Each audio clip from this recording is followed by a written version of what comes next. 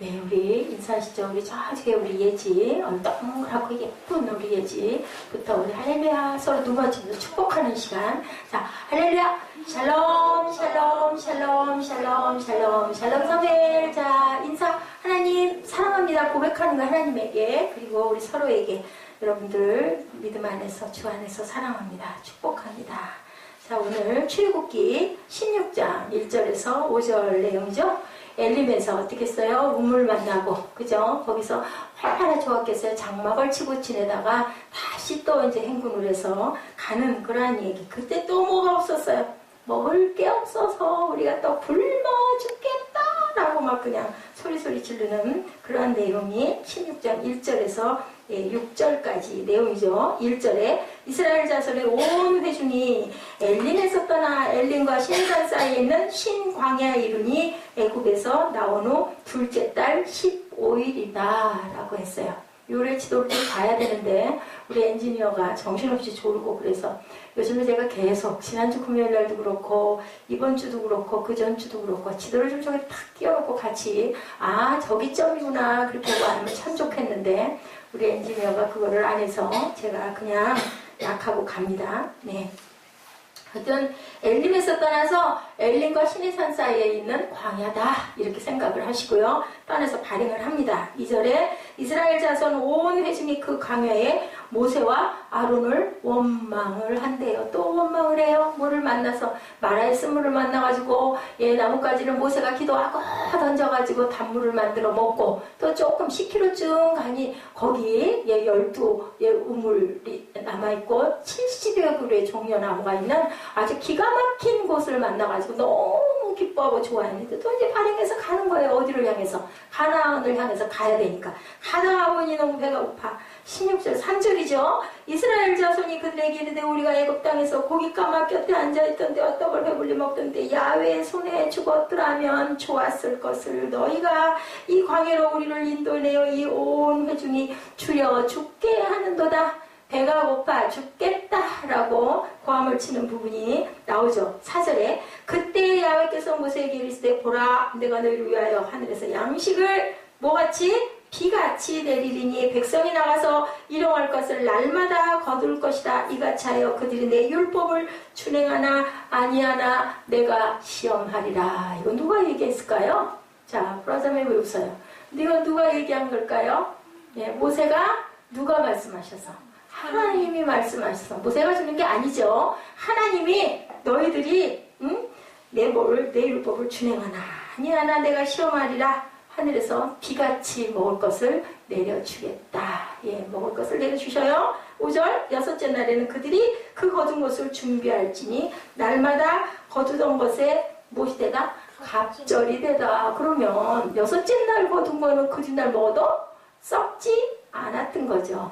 매일 먹는 거 더 거두면 어떻게 됐던가요? 우리 출애굽기 말씀에 보니까 막 썩고 구더기 나고 냄새 나고 벌레 끓고, 그죠? 그래서 근데도 어떻게 해요? 근데도 혹시 몰라서 막 더 거둬요. 더. 이한나 목사도 그랬을 것 같아요. 그랬더니 그날 아무것도 먹을 수가 없는데 여섯째 날에는 갑절이 되더라. 왜? 안식일 날은, 그죠? 그거 먹어야 되니까. 그거 거두지 않아야 되니까. 이런 얘기가 출애굽기에 신광야에서 일어났던 사건. 어때요? 우리들이래요. 우리들이 춥고 배고프면 원망하죠. 내가 이렇게 힘이 들고 이렇게 고생을 하고 이렇게 살아야 합니까? 아버지께 원망을 하고, 그게 또 해결되고 나면 또 다른 문제로 인해서 아이고 죽겠네 합니다. 비톨고의 명작 레미제라블 여러분들 다 아시죠? 우리말로 뭐라고 그래요? 짱, 말짱 이렇게 알려졌죠? 우리 꿈동이 친구들도 잘 알죠? 직역하면요 뜻이 뭘까요? 레미제라블 뜻 혹시 알아요? 누가 알아요? 자, 뭐예요? 몰라요? 사면 졸기만 하고 몰라요? 가난한 사람들이라는 뜻을 갖고 있어요. 가난한 사람들인데요, 비참한 사람들. 가난하면 어때요? 비참하죠. 먹을 거 없고 춥고 배고프고, 그리고 또 뭐만 없으면 춥고 배고프고 또 뭐 하나 없으면 완전 거지라고 했는데 응? 맞아. 집이 없고 춥고 배고프면 완전 딱 거지라고 하죠. 예, 그러니까 비참하다, 가난하다. 같은 번역일 수 있어요. 그죠? 예, 주인공 장발장이 뭐 해요? 가난 때문에 뭐 해요? 빵을 하나 훔쳤다가 19년 동안 감옥살이를 해요. 처음에 3년 정도 내렸는데 뭐 했어요? 도망가가지고. 또 붙잡혀. 응? 아니 또 붙잡히고 결국은 나중에는 은초 때 훔친 거는 어때요? 거기 계신 사제가 아니다, 내가 줬다고 그러죠. 그렇게 해서 했는데도 어쨌든 19년 동안을 말도 안 되지 빵하게 훔쳤다가, 그게 누구예요? 우리 인생이죠. 예, 이 작품은 불란서 혁명 당시에 처절한 가난의 현실과 싸워야 했던 불란서 민중들의 삶을 배경으로 그린 작품이에요. 우리 한국 사회도 이 처절한 가난과 싸우던 시절 도대체 인생은 무엇일까 고민하던 한 젊은이가 있었다고 합니다. 예, 자기가 존경하던 선생님에게 물었대요. 그랬더니요, 너무 가난해서 인생은 도대체 뭘까요? 너무 배가 고픈 거예요. 이 이스라엘 출애굽한 이스라엘 백성들처럼. 선생님, 인생은 도대체 뭘까요? 하고 물었대요. 그랬더니 그것은 자네가 스스로 인생을 경험해서 터득해야 할 몫이네. 나한테 물어볼 게 아니래라고 하더래요. 그래서 생각도 못해서 이 청년이 자주 가던 뒷산에 조그만 암자가 하나 있었다고 합니다. 그래서 거기 가가지고 스님에게 용기를 내서 물어봤대요. 스님! 인생이 도대체 뭘까요? 그랬더니 스님 뭐라고 그러셨을까요? 응? 그걸 알면 내가 여기 이러고 있겠나? 나무 관세음보살 그러더라고 합니다. 그래서 답을 못 얻었어요. 그래서 이 청년이 곰곰이 고민을 하면서 매일매일 그 답이 해결이 안 돼서, 예, 그래서 지나다가다가 어느 날 정말 답을 깜짝 발견을 했대요. 어디서? 포장마차 앞에서 발견을 했다고 합니다. 어떻게 발견했을까요? 포장마차 앞에서 앞에 딱 보니까요, 삶은 결안하고 써졌더래요. 그래서 삶이 결안이구나 라고 발견을 했다고 그래요. 여러분들 삶은 결안 하면은 뭐 생각나세요? 예, 어렸을 때 저는 어렸을 때 소풍 갈 때 꼭, 아니면 기차 탈 때 꼭 싸고 가던 게 삶은 결안이에요. 여러분들 삶은 결안, 삶이 뭘까 했는데 발견했다니까요. 삶은 결안이다 하고, 그죠? 이해하셨어요 다들? 네, 삶은 결안. 친구의 집에, 어떤 친구의 집에, 이거 진짜 있었던 일이에요. 어떤 친구의 집에요, 장닭 한 마리와 암탉 2마리가 있었대요. 그럼 뭐를 낳을까요? 암탉들이 알을 매일 하나씩 낳았대요. 암탉이 2마리니까 매일 하나씩 낳죠. 근데 우리나라 대통령 중에, 예, 최근 대통령 중에 한 분이 아주 가난했대요. 그 뭐라고 그러죠? 뭐가 찢어지게 가난하다고 하죠. 그렇게 가난한데 이 장닭과 암탉이 있는 이 친구가 이 대통령, 지금 대통령 된, 지금 이 박근혜 대통령 말고요, 대통령 된 그 사람이 너무 가난해서 자기 친구가 너무 가난해서 중학교 때였다고 그래요.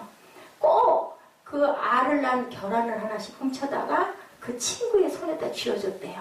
그래서 몇 달째 그 정말 영양실조가 걸려서 죽을 것 같다라고 생각이 들었다고 합니다. 그래서 그거를 그 결안을 먹고, 예, 지냈대요. 그러다가 어떻게 됐을까요? 부모님이 매일 보면 이 닭이 2마리인데 꼭 결안이 하나밖에 없는 거예요. 닭이 많았더라면 좀 괜찮았을 건데. 그래가지고 결국은 덜미가 잡혀서 진상이 탄로나서 결안을 더 이상은 못 먹었는데요.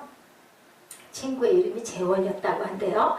예, 그 고마운 마음을 그 대통령이 얘기한 얘기예요. 절대로 나는 잊어버릴 수가 없다. 그 어린 시절 내가 정말 가난했을 때 나에게 날마다 영양을 공급해주던 그 친구를 나는 정말 잊어버릴 수 없다라고, 그렇게 지나간 어려웠을 때 생활을 회고를 했다고 합니다. 그러면서 그렇게 얘기를 했대요. 나는, 이런 결안 하나에 담긴 서민들의 그 마음, 서민들의 그 사랑, 그 정성을 절대 잃어버리지 않고 국민을 섬기고 우리 민족을 선진화된 미래로 이끌어가는 지도자가 되도록 기도하겠다. 예수 믿는 분이었어요. 그 대통령도 그렇게 얘기를 했다고 합니다. 자, 오늘 마라와 엘림을 거쳐서 이제 어디로? 남쪽으로 가나안을 향해서 행진하는 이스라엘 백성이 그 다음 통과해야 할 지역이 지금 말하는 뭐예요? 오늘 제목이 신광야. 그죠? 신광야였다. 신광야는 어디라고요? 엘림과 시내산 사이에 있는 그러한 아주 넓은 광야였다라고 얘기하고 있어요. 그런데 이 광야에서 이스라엘이 기다리고 있었던 것 뭐였어요? 물이 없어서 물 목말라 죽겠다라고 종려나무 79도를 지나서 지금 가다가 이제는 뭐가 없어서? 밥이 없어서, 먹을 것이 없어서, 배가 고파서 정말 죽겠다라는 거죠. 거기다 나를 그냥 애굽에다 놔뒀으면 고기도 먹고 떡도 먹고 배부르게 먹다 살다 죽을 것을 이 광야로 나를 끌어내서 나를 죽이려고 하느냐라고 원망을 하기 시작을 하죠. 그때 하나님께서 그 백성에게 내리신 처방이 삶은 계란이 아니라 뭐를 내려주셨어요? 만나를 내려주셨어요. 만나가 어째서 만날까요? 여러분들 얘기한 적 있는데 내가 뭐예요? 저게 뭐냐? 만후 그 뜻이 저게 뭐냐 해서 만나가 되었다고 해요. 자, 오늘 우리가 사는 이 광야에서 내리는 만나의 레슨, 과연 무엇을 우리에게 말씀하고 계시나 우리 한번 은혜를 나눠봅니다. 우리는 위로부터의 은혜로 살고 있다. 그죠? 하늘에서 만나가 내려서 이스라엘 백성들이 살았던 것처럼 지금 저와 여러분도 위로부터 내리는 그 은혜로 살고 있다. 아까 우리 이정현 자매 기도할 때 그러고 그 얘기 하더라고요. 우리에게 공기를 주셔서 우리가 숨을 쉬고 있고 우리가 건강해서 또 사흘 동안 잘 지내다가 이렇게 금요 철야 예배에 불러주셔서 감사합니다. 여러분들 그거 감사해 본 적 있으세요? 그냥 다니잖아요. 그죠? 당연히 숨 쉬죠. 뭐 공기가 없으면 안 되는데 그것이 있는 것이 귀한 거를 전혀 모르는 거예요. 당연한 걸로 그냥 생각을 하는 거죠. 우리가 호흡을 몇 분만 못하면 죽고 마는데 그 귀한 공기, 여러분들 그 공기 돈으로 살 수 있을까요? 요즘에는 뭐 그죠? 아주 아주 깨끗한 공기, 청정기 그런 것들이 있기도 있지만 원래 그 공기는 하나님이 위로부터 주신 은혜예요. 그래서 보면 가장 중요한 거는 돈으로 살 수가 있다 없다? 없다. 그죠? 인생을 살다 우리는 소위 사면초가의 경험을 할 때가 있죠. 동서남북 어디를 바라보아도 아무것도 길이 없는 거예요. 이스라엘 백성들도 지금 마찬가지예요. 광야에서 먹을 게 없잖아요. 뭘 들고 오다가 그동안 먹었는지는 모르겠지만 내가 그 출애굽을 해보진 않았는데 어쨌든 간에 이제 정말 먹을 게 없어. 뭐밖에 할 게 없어요. 동서남북을 다 바라봐도 아무것도 없고 그죠? 그냥 광야, 모래 사막, 더위, 추위 이것밖에 없는데 볼 거는 어디밖에 없을까요? 하늘밖에 볼 수가 없어. 하늘을 보니 뭐가 있어요? 반짝이는 별들이 무수했겠죠. 그것밖에는 없었다는 거예요. 자, 4절에 우리 한번 읽어볼까요? 그때 야훼께서 모세에게 이르시되 보라 내가 너희를 위하여 하늘에서 양식을 비같이 내리니 백성이 나가서 일용할 것을 날마다 거두리라. 신화적 세계관이 지배하던 구약시대에나 있을 수 있는 기적이라고 여러분들 그렇게 에이 그런 게 어디 있겠어 그렇게 생각하시는 분들도 있을 거예요. 그러면 구약에만 있었을까? 신약 야고보서 1장 17절 말씀 뭐라고 말씀하세요? 각양 좋은 은사와 온전한 선물이 어디서부터? 다 위로부터 누구에게서 내려온다? 빛들의 아버지에게서부터 내려온다. 좋은 은사들이, 각양 좋은 선물들이 여러분들 재능 갖고 계시죠? 그거 누가 주셨어요? 하나님이 주셨어요. 부모님의 유전인자를 물론 물려받아서 가지고 나오지만 그 모든 것들을 누가 이루게 하시고 누가 주실까요? 그 실체를 발견해야 여러분들이 성공을 하는데 그 가는 길이 그냥 가만히 앉았다고 우리 사무엘처럼 저렇게 졸고 앉았다고 하나님이 주신 은사와 달란트가 반짝반짝 빛나는 게 아니죠. 우리는 선택을 했으면 열심히 그것을 갈고 닦아야 빛이 나죠. 우리 금, 그죠? 금은 변하지 않는 물질이라고 그래요. 근데도요, 금을 오랫동안 그냥 어디다 담아놓잖아요. 나중에 보면 금도요, 그 때가 끼어요. 검은색하게. 그럴 때 또 뭐 해야 돼요? 닦아야 돼요. 닦아야 돼요. 항상 반짝반짝. 집도 마찬가지죠. 닦아야 되죠. 청소 안 하면 먼지가 낍니다. 자, 그래서 지금 말씀하죠. 구약의 하나님이 바로 신약의 하나님이시고 구약시대에 살아계신 하나님이 신약시대에 살아계시는 하나님이라면 지금도 동일하게 역사하신다. 여러분들 아멘이십니까? 아멘, 아멘입니다. 우리 공기가 귀한데 구약이나 신약이나 똑같은데 오히려 구약 때보다 지금이 더 어때요? 오염이 돼서 맑고 좋은 공기가 아니에요. 그래도 우리는 숨을 쉬고 살 수 있게 하나님이 만들어 주셨죠. 우리 귀가, 그죠? 들을 것만 듣는다고 그러죠? 우리 어디 가면은 저기 우리 그 어디예요? 우주로 날아가다 보면은 귀가 엄청난 광음이 들린다고 그래요. 그 소리가 만약에 우리에게 계속 들린다면 우리가 살고 있을 수 있을까? 살 수가 없겠죠. 눈도 마찬가지죠. 예, 우리 눈이 2.0, 1.5라고 하는데요. 저 아프리카 가면요, 눈 시력이 6.0 정도 된대요. 상상 가세요? 6.0. 얼마나 세밀한 것까지 잘 보이겠어요. 거기는 왜 그럴까요? 아주 좋지 않은 나쁜 벌레들이 많기 때문에 눈이 그렇게, 예, 그 대신 나무들 녹음이 많으니까, 그죠? 눈이 그렇게 좋을 수 있는 거죠. 이런 것처럼 아버지가 우리에게 주신 귀한 우리 몸, 신체 구조의 모든 것들이 무엇에 살아가기 좋게, 네, 우리가 살아있는 곳에서 살기 좋게 만드셨다는 거예요. 문제는 그 살아계심의 여부가 아니라 중요한 거, 믿느냐 안 믿느냐, 믿음이 중요하다. 이것을 믿느냐 안 믿느냐, 성도에게 사느냐 죽느냐가 문제가 아니라 믿느냐 안 믿느냐가 중요하다라고 이렇게 말씀하세요. 뭐라고 그러세요? 내가 시험하리라. 4절 마지막 부분에 그렇게 말씀하고 계시죠.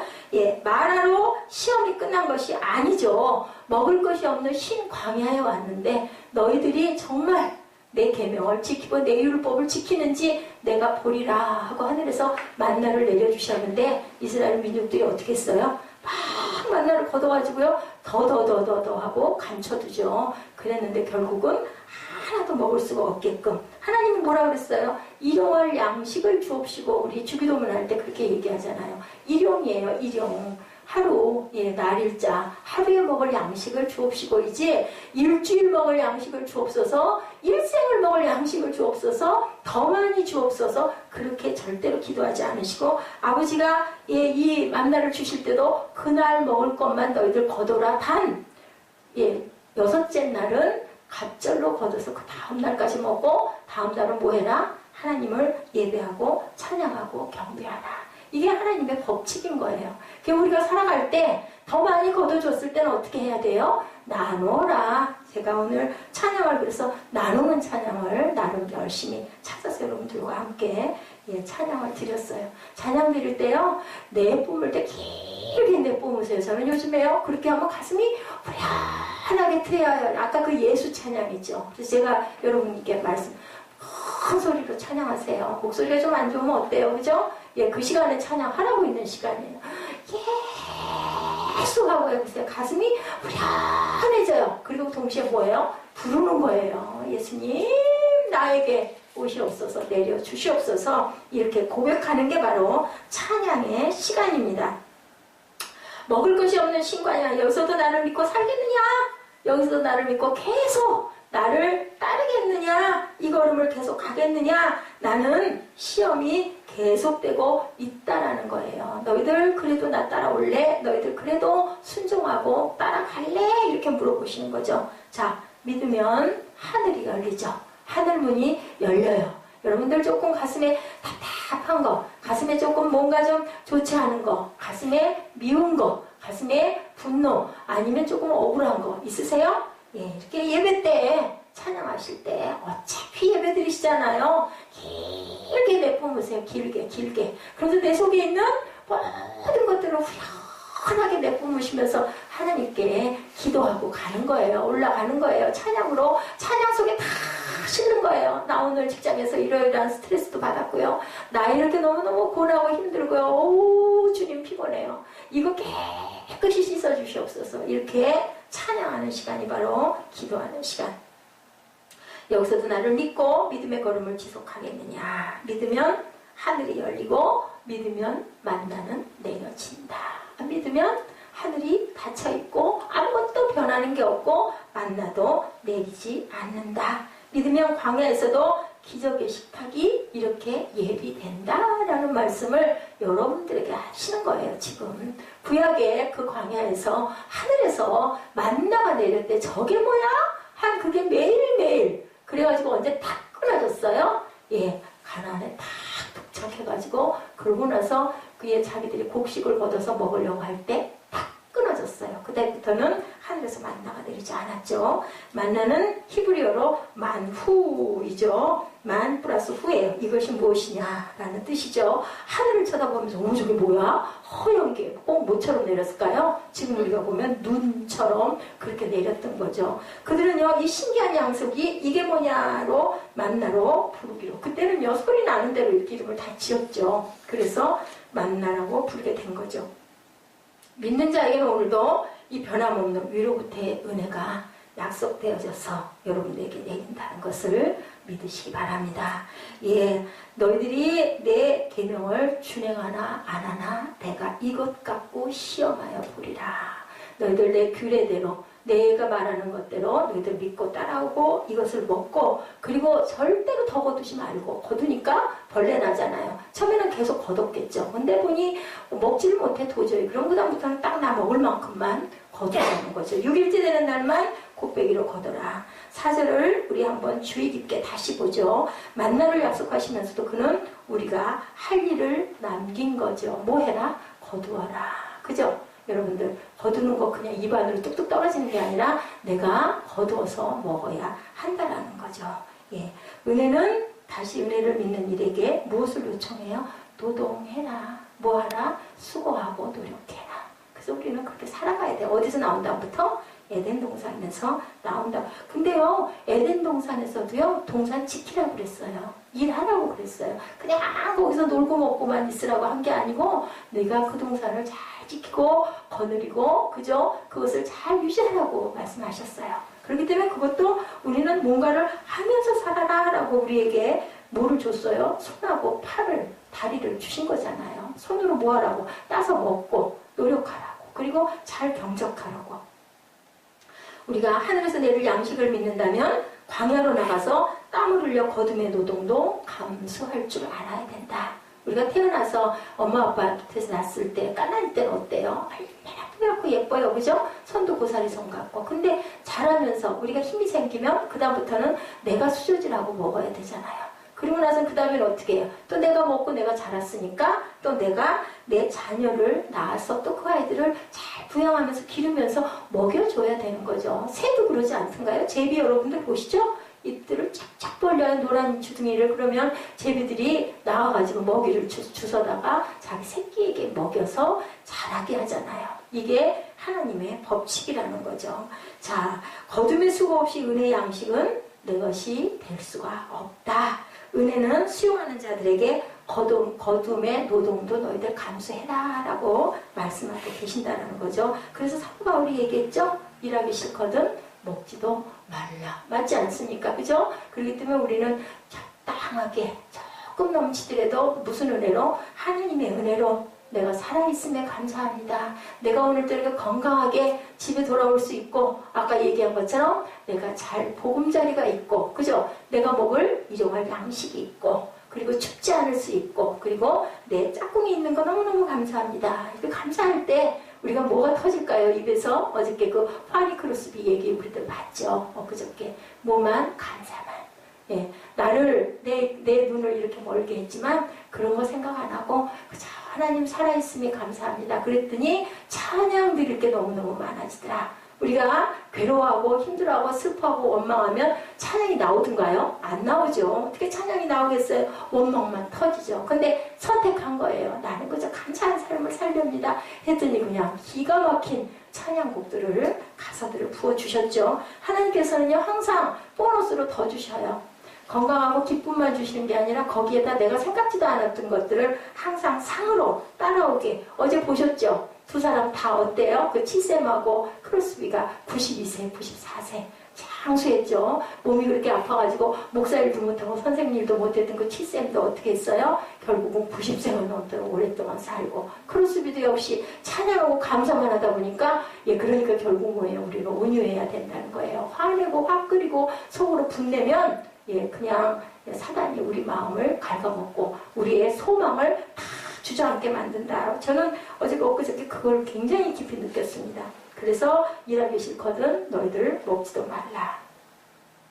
복음적 신앙이죠. 참된 성경적 신앙이, 심지어는 나라마다 문화가 발전하고 풍요한 삶의 질이 발전하는 것은 바로 이러한 근면한 노동의 정신을 어디에서? 성경에서 배우면서 우리가 간다. 잘 믿는 사람들은요, 하나님은 질서의 하나님이다. 제가 엊그저께 그 새벽에 쪽지를 써놨던 것처럼요, 절대로 내가 예수 믿으니까 나를 그냥 하나님의 안전하게 해주실 거야. 아니에요. 세상에서 살 때는 세상의 법칙을 잘 따라가야 되죠. 교통법칙을 잘 지켜야 돼요. 그거 안 지키면서 나는 기도하니까 지켜주시겠지? 뭐 사고 안 나겠지? 아니죠. 그거는 뭐예요? 그거는 우상이에요. 그죠? 미신이에요. 나 좋은 것만 해달라는 거는 예수님을 그냥 내 어떤 그 부하로 시종으로 만드는 거다라는 얘기들도 있죠. 건강한 사회는 일방적 복지 혜택이 아닌 노동의 책임을 가리키는 사회여야 된다. 우리 학생들은 학교에서 공부하고, 그죠? 또한 어머니들은 집에서 아이들 먹을 음식을 마련해주고, 아빠들은 밖에 나가서, 요즘에는 뭐 맞벌이 부부도 많지만, 그죠? 열심히 가족을 위해서 노력하고, 그리고 거두고 먹어야 된다는 거죠. 노동 없이 임금의 혜택만을 요구하는 사회는 건강한 사회가 될 수 없다. 성경적 정부가 될 수가 없다라고 얘기하고 있습니다. 새로 우리가 노동은 안식의 균형을 동반해야 한다라는 레슨. 그래서 새로운 정치가들이 탄생할 때마다, 그죠? 나라의 대통령 선거할 때 특히 우리 그러죠. 그걸 바라죠. 어떻게 하면 좀 더 잘 사는 정부가 될까. 그래서 그저께 신문에 보니까 박근혜 대통령이 두 손을 모아서 기도하면서 70년, 지금이 요번이 우리 해방 70년째 되는 그런 해네요. 어때요? 우리 그 이스라엘 백성들이 그죠? 70년 포로 생활하다가 귀환하죠. 고레스 왕이 보내가지고 그것처럼 우리나라가 이제는 마지막 남은 분단국가 통일될 수 있도록 교회들이 기도해 주시옵소서 하고 조찬회에서 그렇게 기도하는 모습이 크게 신문에 찍혀서 나왔더라고요. 기도밖에 없다고. 우리 크리스찬들이 정말 나라를 위해서 또한 위정자들을 위해서 대통령을 위해서 왕을 위해서 기도하라고 성경에 나와 있거든요. 우리 이렇게 늘 무슨 기도? 중보 기도를 해야 된다. 노동은 안식의 균형을 동반해야 된다. 이 만나 사건을 통해서 이렇게 말씀하고 계세요. 인간의 삶의 지혜는 언제나 균형이 있다. 성경적인 표현을 빌리면요, 뭐라고요? 좌로나 우로나 치우치지 않게 할 주옵소서. 중요한 게 중용이에요. 적당히 할 줄 알아야 된다. 너무 한쪽으로만 치우쳐서는 안 된다. 은혜는 거듭의 노동을 요청하고 있다. 그죠? 그리고 우리는 수고해야 되고, 그리고 그 다음에는 어떻게 해요? 안식의 균형을 동반해야 된다. 신광야에서 만나를 거두는 노동을 명하신 하나님은요, 6째 날로 일단 노동을 종료할 것을 말씀하고 계세요. 누가 그랬다고 그러죠? 공산국가에서 그랬다고 그랬죠? 노동의 날짜를 왜 하필이면 일주일이 단위여야 하느냐? 열흘을 단위로 해라. 그래서 9일 동안 일하고 10일째 되는 날 놀게 했었다고 그래요. 주일은 크리스찬들의 것이니까 그걸 왜 꼭 그렇게 지켜야 되냐? 어떻게 됐다고 그래요? 아픈 자들이 굉장히 많이 일어나고 능률은 엄청나게 떨어지는 그런 사건이 있었다고 합니다. 하나님께서 6일 동안 일하고 7일째 안식하라는 거, 우리 인간의 인체를 너무 잘 아시고 우리에게 주신 거죠. 하나님의 나를 하나님께 경배하라. 그리고 휴식하면서 묵상하라. 하나님의 말씀을 그렇게 주신 거죠. 성경은 노동의 중요성 못지않게 안식의 필요성을, 우리가 6째 날 우리 나와가지고 어떻게 했어요? 7째 날 안식하죠. 쉬고 그리고 일을 시작하게 하셨어요. 낳자마자 일해라 말씀하지 않으셨다라는 거죠. 창조의 원리를 범하면 대가를 지불하게 된다. 아까 제가 말씀드린 것처럼 하루도 벌었다고 해서 결국은 어떻게 해요? 아파서 병원에 수술비로, 그죠? 입원비로 더 들어가는 역사. 11조 안 하고, 쓸 게 너무 많은데, 11조 뛰고 나면 나 할 게 너무 없고, 이거 없으면 나 어떡해. 그래서 안 해보니 나중에 다른 쪽으로 너무너무 많은 어떤 비용이 지출되더라. 이거는 11조 생활하는 모든 사람들이 하는 얘기예요. 그렇기 때문에 하나님 거 먼저 떼놓고, 그렇게 살면 못 살 것 같고 부족할 것 같은데 오히려 그거를 안 지킬 때보다 오히려 마음도 편하고 능률도 더 일어나고 은혜도 넘치더라라고들 얘기를 하죠. 출애굽기 16장 25절에 모세가 이르되 오늘은 그것을 먹으라. 오늘은 야훼의 안식일인즉 너희가 들에서 그것을 얻지 못하리라. 뭐라고 얘기를 하세요? 본문 6절에도 마찬가지로 6째 날은 안식일을 준비하는 날이어야 한다. 똑같죠? 예, 오늘은 야외의 안식일인즉 너희가 들에서 그것을 얻지 못한다. 6일째 거두어가지고 7일째 되는 날 먹고 하나님의 안식일에 너희가 참여해라. 경배하고 예배라. 그래서요, 아주 장로교 옛날 그 고신칙이라고 하죠. 거기서는 물건사리도 안 나갔다고 그래요. 꼭 집에서 예배, 교회 다녀오는 거 외에는 사드리는 것도 못 사드리겠다는 그런 얘기가 있습니다. 안식일 전날 미리 안식일에 축제를 예비하고, 안식일은 노동 대신 뭐 하라고요? 온 가족과 공동체가 함께 하나님의 은혜를 찬양하고 안식을 즐기는 날, 그렇게 가져라. 그랬을 때 너희들이 아름다운 삶을 살아갈 수 있을 것이다. 6일 동안의 근면한 노동과 제7일의 안식의 이유로 그 여유로운 균형, 이것이 바로 선진사회의 이상이다 라고 말씀하고 계세요. 하나님의 나라의 이상이다. 그렇게 너희들 잘 실천하면서 살아라. 네, 거둠은 또한 네 번째, 나눔의 책임을 요청하고 있다. 나누라는 거죠. 예, 무엇을 하고? 노동하고 너희들 그렇게 열심히 거두어드리고 하늘에서 내가 내려줄 것인데 그것을 열심히 거두는데 그것은 일용할 양식만 거두라. 그 대신 너희들 땀을 흘리면서 거두고 그리고 안식의 균형을 동반하여야 한다라고 말씀하고 계시죠. 예, 은혜는 거둠의 노동을 요청하고 그리고 그것은 안식을 우리가 준비하는 그러한 그 균형을 동반해야 된다. 넷째로는 나눔의 책임을 요청하고 있다. 하늘에서의 만나의 사건을 통해서 하나님께서 지금 하시는 말씀을 제가 여러분에게 증거하고 전해드리고 있습니다. 위로부터의 은혜로 살아라. 근데 그것은 그냥 입으로 들어가는 게 아니다. 거룩한 노동을 통해서 너희들이 먹고 그 다음에 안식을 너희들 잘 안식할 수 있도록 준비해라. 그리고 그 안식에서 우리가 거둠을 은혜의 노동을 요청하고 그 다음에는 나눠라. 거둔 것들은 나눠라. 거기서 잘못 탄생한 게 공산주의죠. 근데 누가 배불러요? 일부, 그죠? 고위층들만 배부르게 먹고, 예, 그리고 어려운 백성들은 너무 착취하는 그러한, 그것은 잘 조화로운 것이 아니죠. 출발은 어디서 했다? 출발은 성경에서 출발한 거죠. 누구 배불리려고? 김일성 배불리려고 시작이 된 게 바로 공산주의. 김일성 부모님이 그렇게 예수를 잘 믿는 분이었대요. 거기서 공산주의가 나왔지만 잘못된 거죠. 주님의 말씀과는 다르죠. 예, 광야에서 만나를 거두다 보면 반드시 일어날 한 가지 현상. 어떤 사람은 많이 거두고 어떤 사람은 적게 거두고 적게 거둔 사람은 배가 고프고 많이 거둔 사람은 남고 그랬을 때 그것을 서로 나눠라.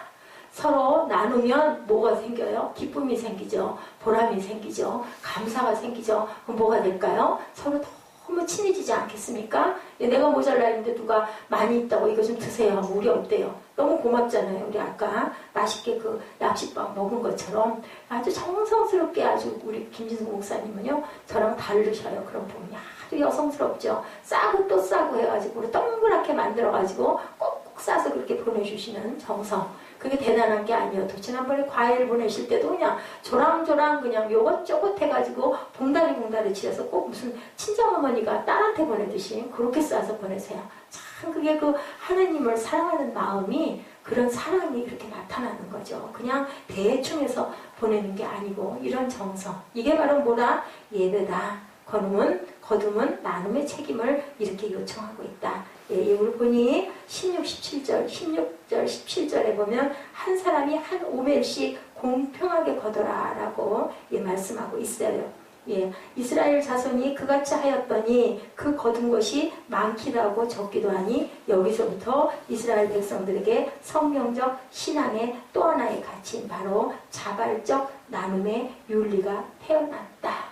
이렇게 나눈 것을 서로 나눠 먹어라 라고 얘기를 하고 있죠. 이제 너희의 부요한 것으로 부족한 것을 보충한 후에 저희 유해한 것으로 너희 부족한 것을 보충하여 평균하게 하려 함이라. 기록한과 같이 많이 거둔 자도 남지 아니하였고 적게 거둔 자도 모자라지 아니하였다. 예, 출애굽 16장에 이렇게 증거하고 있습니다. 많은 만나를 거둔 자들이 자발적인 나눔의 실천이 활성화되는 사회, 이것이 또한 우리가 기다리는 진정한 선진 사회다. 많은 것을 가지면은 그래서 교회들이 많은 것들을 나누고 있죠. 지금 보면 중대형 교회들 잘 정리가 돼서 하나님의 뜻을 기쁘게 감당하는 그러한 교회들은요, 정말 많은 나눔의 단체들을 많이 운영하고 있고요. 없는 자들에게 그냥 무료로 많이 나눠줍니다. 근데 또 그걸 받아먹는 걸로만 그냥 앉아가지고 그것만 받아먹고 앉아서 노력 안 하고 있으면 그 인생이 뭐가 될까요? 받아먹을 때 좋은 것 같지만 게으르고 나태하고 그냥 그렇게 살다가는 인생이 되어서는 안 되는 거죠. 우리는 나눠줄 뿐이지만 나눔을 받는 사람은 나도 나눠주게 해주시옵소서 하고 기도하고 감사하게 먹고 또 내가 할 자리에서 열심히 일을 해서 나도 또한 그렇게 나눔을 실천하는 그런 것이 하나님이 바라는 우리에게 향하신 뜻이라는 거죠. 과거의 공산주의는요, 이런 성경적 이상을 발견하기는 했는데 어떻게 분배할까? 그것을 착취를 하는 사리사욕의 눈이 어두운 결과가 되어버리고 말았습니다. 정치적, 사회적 억압에 의한 강제적 분배를 선택했죠. 독재사회와 전제국가로 전락해버리게 되고 그러다 보니까 민중들은 너무나 배가 고픈 거죠. 살기 어려운 그런 나라에 살게 됐죠. 누가 오는 이런 자발적 나눔의 감동과 가치를 사회 안에 심겠나? 누굴까요? 우리 믿는 자들, 빛의 자녀들이 그렇게 해야 된다. 우리 한국교회가 꼭 해야 될 것이 바로 그 실천이에요. 가진 것을 나는 특히 교회에서는 특히나 더 그래야 된다는 거죠. 마태복음 25장에 최후의 심판 광경이죠. 최후의 심판 시 의인으로 판결을 받은 자들에게 뭐라고 그러세요? 주님이 너희는 내가 굶주렸을 때 먹을 것을 주고 목말랐을 때 마실 것을 주고 나그네 되었을 때 따뜻하게 맞아 주었다. 또한 헐벗었을 때 입을 것을 주고 병들었을 때 돌보아주고 감옥에 갇혀있을 때 뭐 했다고요? 찾아주었다라고 칭찬하죠. 우리가 언제 그랬습니까? 그랬더니 뭐라고 그러세요? 소자 하나에게 너희가 냉수한 그릇을 대접하는 게 바로 나에게 한 것이다 라고 마태복음 25장에 그렇게 증거하고 있습니다.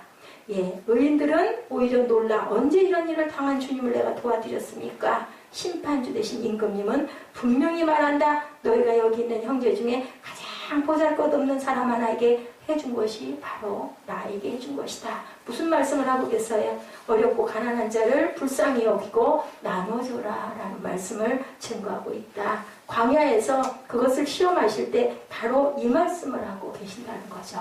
남는 것은 나눠줘라. 마태복음 25장 35절에서 40절을 읽다가 맨 마지막에 한번 찾아서 함께 입술로 고백하는 시간 갖도록 하십니다. 성경은 말씀하시죠.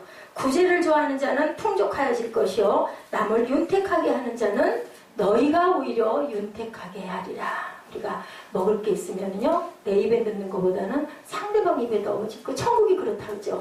똑같은데 팔들이 움직이지를 않는다고 하잖아요. 끼딸해가지고 자기 입에다는 못 넣어요. 팔이 구부러지지가 않기 때문에. 그래서 지옥에 가봤더니 똑같은 밥상인데 말라 배틀어지고요. 서로 아기 다툼을 하고 울고 찢고 원망하고 그러고 있는데 똑같이 생겼는데 천국에 가니까 통통하게 포동포동하게 살이 쪄있고 음식도 똑같이 주어졌는데 어떻게 해요? 상대방 입에다가 넣어주는 거예요. 그죠? 팔이 안 구부러지니까 어떻게 이거밖에 안 되잖아. 내가 넣어주니까 너도 나를 넣어줘. 서로 먹여주는 거야. 이 법칙 우리가 나누면 이렇게 살 수 있다. 내가 생명을 잃으면 내 먹을 걸 내가 먹지 않고 상대방 먹여줄 때 오히려 내가 손해나는 게 아니라 내가 하나님의 충만한 복을 받는다라는 것. 여러분들 아까워하지 마세요. 주는 것 가지고 많이 주세요. 난 못 먹더라도 당신 드셔요. 하다 보면 아내가 남편을 위해서 막 그렇게 하는데 남편이 아내가 얼마나 이쁘겠어요? 뭐해요? 업어줘야죠. 그죠? 김종필 교수님 업어주세요? 업어주셔야 돼요? 네? 아멘? 예, 아니라고 막 이렇게 하는데 내가 보기에는 아닌 것 같아. 잘 업어주고 잘 위해주는 것 같아요. 선한 눈을 가진 자는 복을 받으리니 이는 양식을 가난한 자에게 주민이라. 양식을 가난한 자에게 나눠주는 사람의 눈은 무슨 눈이다? 선한 눈이다. 잠언 말씀이 참 좋은 말씀들을 이렇게 하고 계세요. 잠언 22장 9절. 아까 구제를 좋아하는 자는 풍족하여질 것이요. 잠언 11장 25절. 또한 가난한 자를 구제하는 자는 궁핍하지 아니하려니와 못 본 채 하는 자에게는 저주가 많으리라. 잠언 28장 27절 말씀입니다. 본문에 말씀합니다. 그리스도인들이 구제를 함에 있어 어떤 자세로 해야 하느냐? 예수님께서 교훈하고 이렇게 가르치셨죠. 지금 우리 함께 제가 나눴던 것처럼 마태복음 25장처럼 그죠? 레위기 25장 35절에 38절에도 구제는 하나님의 명령이며 하나님께서 기뻐하시는 일이기에 히브리서 13장 16절에도 이 지상에서 성도가 마땅히 실천하여야 할 빚된 행동이다. 나눔은 교회에서 나누어져 나가야 된다라고 말씀하죠. 구제는 당연한 마음으로 우리가 이렇게 해야 된다. 내가 남은 거. 그래서 청교도들이 돌아갈 때 재산이 남아갖고 돌아가는 거를 엄청나게 부끄럽게 여겼대요. 다 어디다? 사회에다 파놓으라고 갔대요. 자녀들에게 절대 안 줬대요. 자녀들에게는 교육만 시켜주는 거예요. 어떻게 살아가야 될 것인가 물려주는 거 딱 하나 믿음만 물려주고 가는 거죠. 믿고 살아가는 방법 알려주고 나머지 재산은 사회에다가 다 나눠주고 가는 그렇게 실천하는 청교도들이었다고 얘기를 합니다. 가진 것을 다 쓰지 않고 가는 것을 엄청 부끄럽게 생각을 했대요. 우리가 베푸는 자비와 선행의 재물들 모두 누구의 것? 하나님의 것이니까. 그죠? 하나님을 대신해서 하나님을 위해서 모든 사람들에게 나눠줘야 된다. 그리스도인들, 크리스찬들 하나님의 재물을 맡아 관리하는 보다 청직이라고 말씀하고 계시죠. 누가복음 12장 42, 3절입니다. 우리는 하나님의 재물을 가지고 대신 전하는 것뿐이죠. 대신 나눠주는 거예요. 하나님의 10의 1, 10의 2, 10의 5 뭐예요? 그죠? 내가 능력 있으면 하는 거죠. 세상에 그거 번쩍거리는 거 하나 두 개 더 가지면 뭐합니까? 결국은 나중에 다 버려질 것. 그죠? 뭐에 심어요? 생명에 심는 거죠. 이렇게 나눠가지고 하나님의 빛의 자녀들은 이렇게 살아간다. 이런 당연한 마음을 가지지 못하고 내 것을 남에게 준다라는 것을 내가 했지 그것은 하나님이 받으시지 않는다. 그래서 그 과부의 두렙돈을 귀하게 칭찬하죠. 그 과부의 두렙돈은요 지금 200원 정도 아주 가장 최소의 단위 최소의 단위였다고 그래요. 근데 그 두렙돈 거기에는요 어떤 그 믿음의 어떤 그 표시가 나와 있었다고 그래요. 그래서 그 두렙돈을 낼 때 그 과부가 하나님의 말씀을 생각하고 그 기도를 하면서 두렙돈을 내지 않았을까. 렙돈에는 그런 게 있다고 합니다. 그 나라의 왕의 얼굴이 아닌 그 물고기인지 무슨 그러한 표시가 나와 있었다고 그래요. 그래서 우리가 나눠줄 때 복된 마음이 되고 그런 자세를 하나님께서 귀히 여긴다. 내 것을 남에게 이렇게 내가 교회에 내지 이게 아니라 하나님 겁니다. 이렇게 고백하는 마음이 될 때 많고 적음이 중요한 게 아니라는 거죠. 그래서 디모데전서 6장 18절에 선을 행하고 선한 사업을 많이 하고 나눠주기를 좋아하며 너그러운 자가 되게 하라라고 이렇게 말씀해요.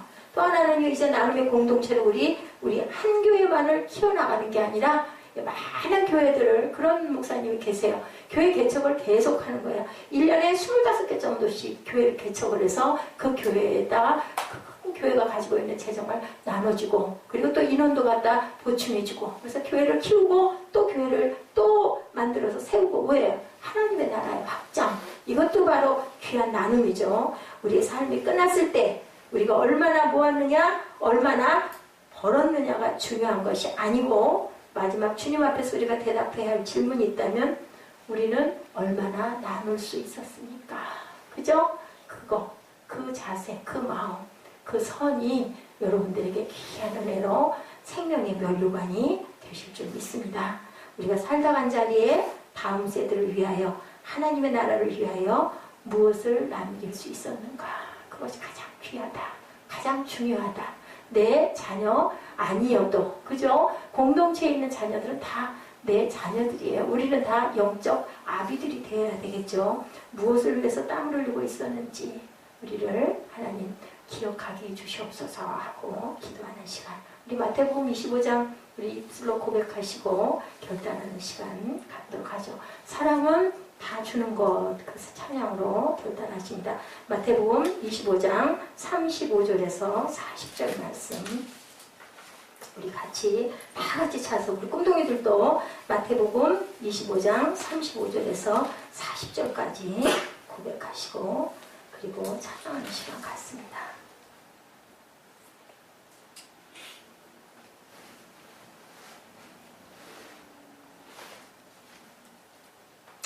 35절에서 40절 말씀.